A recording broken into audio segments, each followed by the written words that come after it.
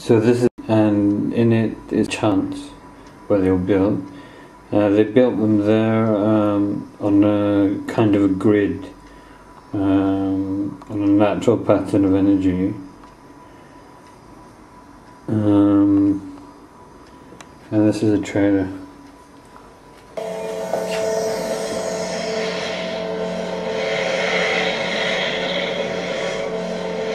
Αναζητήσαμε κρυμμένες αλήθειες μελετώντας ουράνια σώματα και αστερισμούς μέσα από τελετουργίες αφιερωμένες στις τροπές του ηλίου.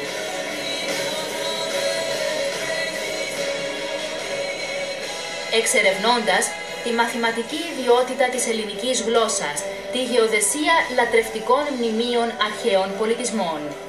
Και ο άνθρωπος έχει την αντιστοιχεία του στον ουράνιο άνθρωπο, ας πούμε στον πλανήτη και στον μεγάλο ουράνιο άνθρωπο, στον ήλιο και στο ηλιακό σύστημα και στο σύμπαν.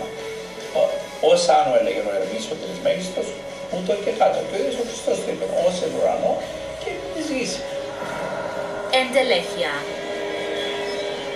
Το πρώτο ντοκιμαντέρ με θέμα την αρχαιοαστρονομία στην Κύπρο.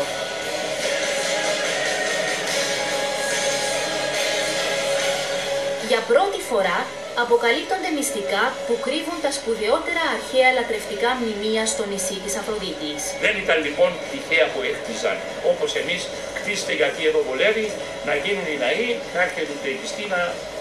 Εδώ υπήρχε δικαιολογία, υπήρχε ρόλος, υπήρχε, αν θέλετε καλύτερα, εναρμόνιση φύσης, της βίας και της συμπαντικής ψυχής που είναι η υπερτουσία των Πανελλήνων.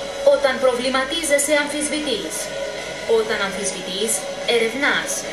Όταν ερευνάς, ανακαλύπτεις ότι η αλήθεια βρίσκεται εις πάντα τόπων και εις πάντα χρόνων. Εντελέχεια.